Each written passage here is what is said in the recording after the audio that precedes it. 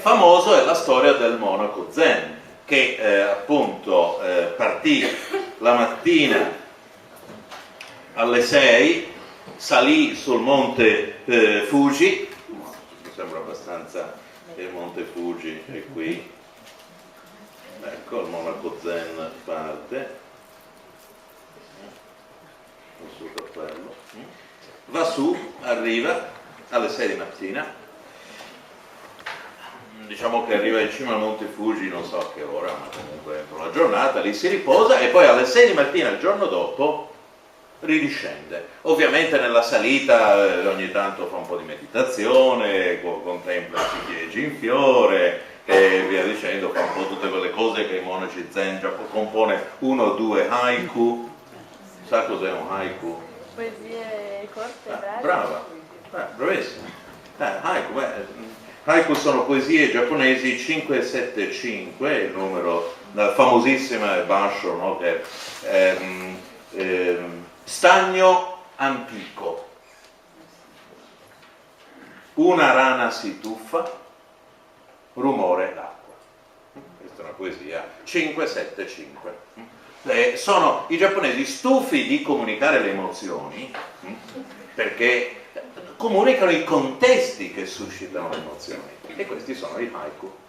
Invito anche voi, diciamo, a utilizzare tutte le volte che così avete un'impressione particolarmente che vi colpisce, componete un haiku 575, ricordatevi, dove non vi state lì a perdere, a spiegare, non so, sempre caro mi fu, no? Tutte quelle cose lì di emozioni, si sprofonda, no? No, una rana si tuffa, rumore d'acqua, insomma, non capisce tutto, vero? Bene, 575, allora compone i suoi haiku e la mattina dopo, vabbè, a un certo punto arriva su. La mattina dopo riparte alle 6 di mattina e di nuovo scende ogni tanto, guarda i fiori, il ciliegio, questo, la neve, la rana si tuffa, rumore d'acqua. Ecco, la domanda è: ci sarà un punto lungo il percorso dove sia l'andata che il ritorno si trova alla stessa ora? Questo qui è di nuovo un teorema cosiddetto di punto fisso, che è analogo al teorema di Brouwer, che è quello appunto delle molecole d'acqua nel bicchiere. La risposta è sì. E come si fa a dimostrare? Beh, supponete che lui si sdoppi, perché i monaci zen hanno questa capacità, oppure che un altro monaco zen lui parte alle 6 di mattina, l'altro monaco zen parte dalla cima del monte Fuji alle 6 di mattina. Sì, è vero, contempleranno, comporranno haiku, guarderanno le farfalle, il rumore di una sola mano e tutte quelle cose che hanno i Kuan Zen, però prima o poi questi due, se la sera uno è arrivato in cima e l'altro è arrivato a valle, si sono incontrati. E nel punto in cui si sono incontrati, ovviamente tutti e due erano alla stessa ora. Ecco, quindi questa è la dimostrazione che c'è in questa diciamo così, trasformazione, in questo percorso c'è un punto fisso. I punti fissi sono l'anima della scienza qui adesso potrei appunto raccontarvi come tutte le equazioni, no, che uno conosce, come quella quanto pesa un mattone. Un mattone pesa un chilo più mezzo mattone. Quanto pesa un mattone? Qual è la risposta? No, non lo so, perché non si sa quanto sia omogeneo il materiale con il quale è fatto il mattone, no? Infatti c'era quel famoso problema della miccia, no? Delle due micce. Ci sono due micce che sappiamo solamente che bruciano in un'ora, però sono state appunto fatte in modo molto rudimentale, in modo assolutamente così manuale e dunque magari, non lo so, nei primi 5 minuti si brucia tutta e ci mette poi 55 minuti per bruciare l'ultimo spezzone, o magari appunto prima va molto molto lentamente, poi molto velocemente, poi molto lentamente, insomma non si riesce minimamente quindi a capire.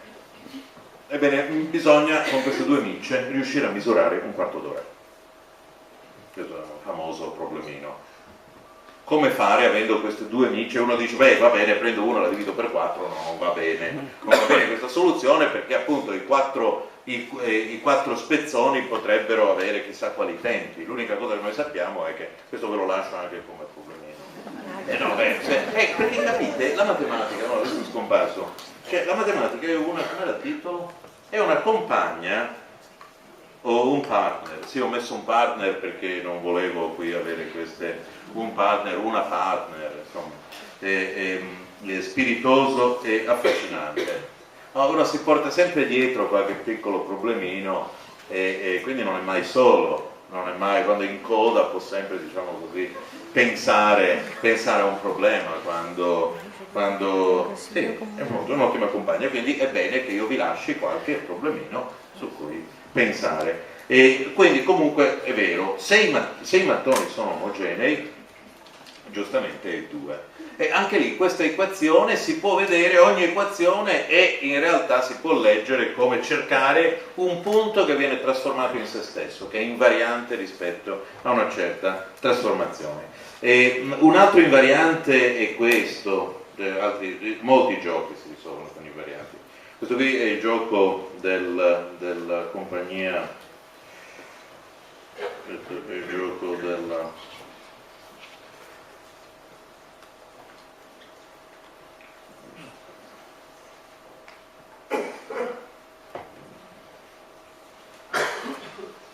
cambiamo colore.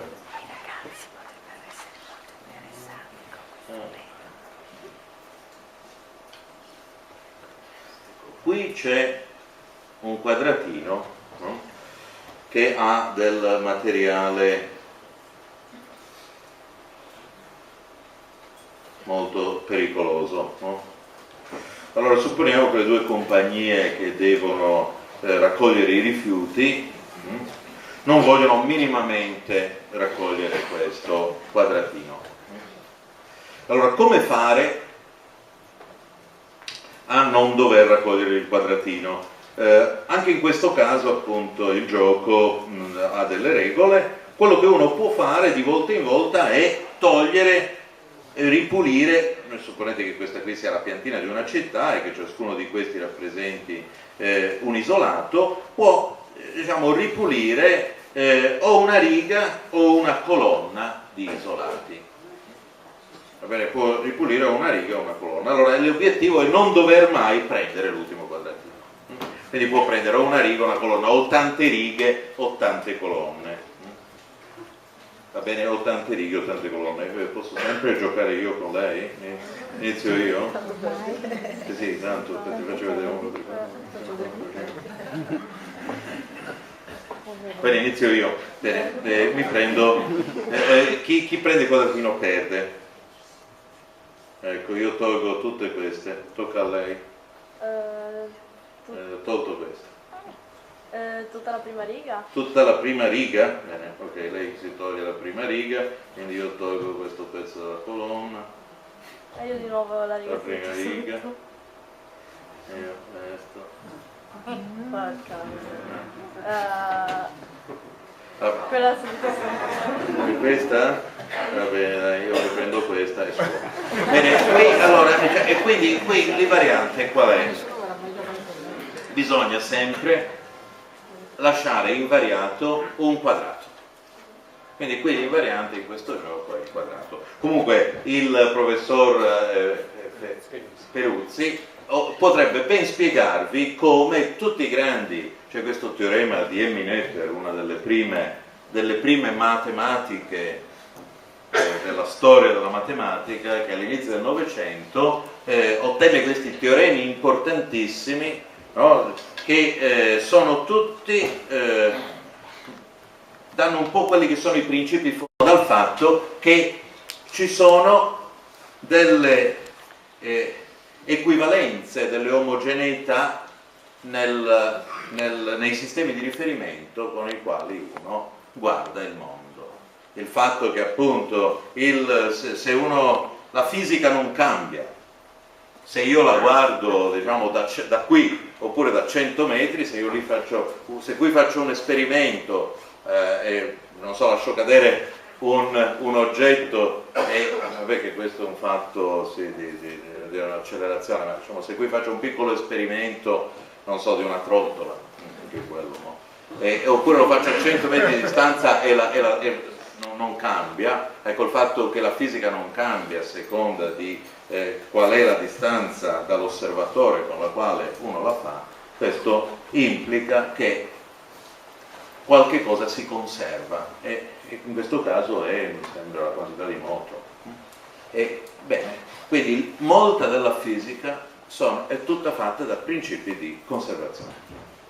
Seconda lezione, quindi ricordatevi gli invarianti. Tutte le volte che vedete qualche cosa che così muta, cambia, ecco, sappiate che la scienza è lì per dire sì, è vero, sembra che tutto sia cambiato, tutto sia stato travolto, ma io ho visto qualche cosa che è rimasta invariante. E questo è, diciamo, il senso della fisica, questo è il senso della matematica, questo è il senso della teoria dei giochi. I giochi sono un'ottima metafora per tutte le dinamiche, per tutti